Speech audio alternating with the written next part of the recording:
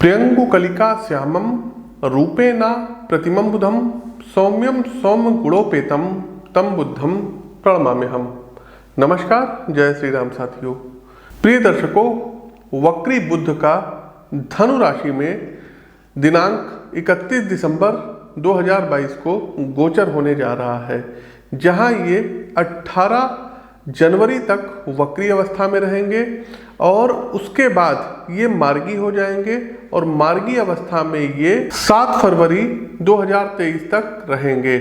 प्रिय दर्शकों, वक्री बुध का धनु राशि में गोचर सभी 12 राशियों के जीवन में कुछ ना कुछ प्रभाव डालेगा, कुछ ना कुछ बदलाव रखेगा। तो सभी 12 राशियों के लिए क्या कुछ खास रहने वाला है, इस विषय वस्तु पर हम प्रकाश डालेंगे और इसके नकारात्मक प्रभाव से कैसे बचा जाए। ये जो राशिफल आप देखने जा रहे हैं, ये 31 दिसंबर से 7 फरवरी 2023 तक का राशिफल है। इसमें बुध वक्री भी होंगे और 18 जनवरी को मार्गी भी हो जाएंगे। तो सभी 12 राशियों के लिए कैसा रहेगा फल, नकारात्मक दोषों से कैसे बचें, क्या क्या ऐसे दिव्य प्रयोग हैं जिनको आप कर सकते हैं। साथ ही साथ दर्शकों, एक चीज और बताएं कि यदि आप लोग हमसे दिल्ली में मिलना चाहते हैं तो प्रत्येक माह आ रहे हैं। जनवरी माह में 7, 8 और 9 जनवरी को हमारा दिल्ली आगमन है, तो वहाँ पर आप हमसे मिल सकते हैं और अपनी जन्म कुंडली का विश्लेषण करवा सकते हैं। साथियों देखिए, वैदिक ज्योतिष में बुध को संचार का, कौशल का, ज्ञान का, क्षमता का, वाणी का कारक ग्रह माना जाता है।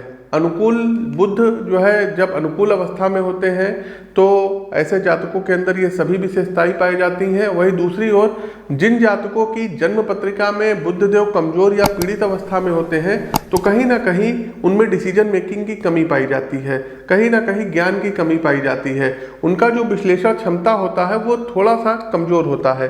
संचार कौशल भी बहुत अच्छा नहीं माना जाता है। वक्री होने का अर्थ होता है पीछे की तरफ बढ़ना या जो है मतलब पीछे की तरफ देखना। साथ ही साथ जब कोई भी ग्रह वक्री अवस्था में होता है तो ऐसा प्रतीत होता है सौरमंडल में कि वो पीछे बढ़ रहा होता है। साथ ही साथ वैदिक ज्योतिष के अनुसार जब भी कोई ग्रह वक्री होता है तो उसके परिणामों में तीव्रता आ जाती है। वक्री ग्रह जो होते हैं बहुत ज़्यादा पावरफुल होते हैं अपने रिजल्ट देने में। प्रिय दर्शकों, आप सभी लोग जानते हैं कि बुध संचार कौशल, तार्किक क्षमता, बौद्धिक क्षमता, स्मरण शक्ति आदि के कारक ग्रह हैं। इसलिए बुध जब वक्री अवस्था में आते हैं तो इन चीज़ों को प्रभावित बहुत ज़्यादा करते हैं।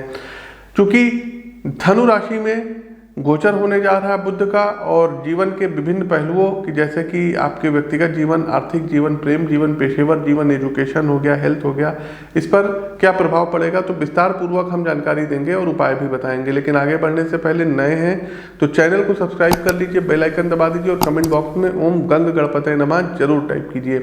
दूसरी राशि आती है वृषभ राशि। देखिए, वृषभ राशि के जातकों बुध देव का गोचर आपके 8th हाउस यानी कि अष्टम भाव पर हो रहा है।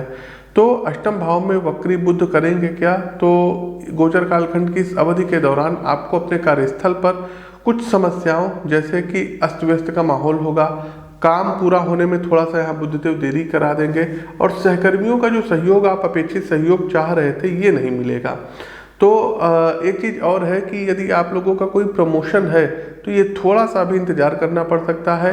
फरवरी के बाद आप लोगों का प्रमोशन मार्च अप्रैल में हो सकता है, तो प्रमोशन के लिए अभी थोड़ा सा बुधदेव यहाँ इंतजार करवाएंगे। यदि आप किसी व्यवसाय करते हैं, ऑनर है, तो प्रतिस्पर्धियों से कुछ चुनौतियों का आपको सामना करना पड़ सकता है वृषभ राशि के जातकों। साथ ही साथ घर परिवार की स्थिति अच्छी नहीं रहेगी। भाई के साथ या बहन के साथ कुछ आपके विवाद बढ़ सकते हैं। आपकी अपनी व्यावसायिक योजनाओं एवं रणनीतियों पर थोड़ा सा आप काम करिएगा और सही ढंग से दोबारा लागू करिएगा। जो लोग प्रेम संबंधों में हैं उन्हें अपने रिश्तों को लेकर के थोड़ा सा सावधान रहने की आवश्यकता रहेगी, क्योंकि आपसी समझ में कमी के कारण कुछ समस्याएं उत्पन्न हो सकती हैं। वहीं स्वास्थ्य के लिहाज से धनु राशि में गोचर काल के दौरान आपके आंखों में बुधदेव कुछ पीड़ा करा सकते हैं, दांतों में आपको दिक्कत हो सकती है, तो इन चीज़ों का विशेष ध्यान रखिएगा। उचित चिकित्सीय परामर्श जरूर लीजिएगा।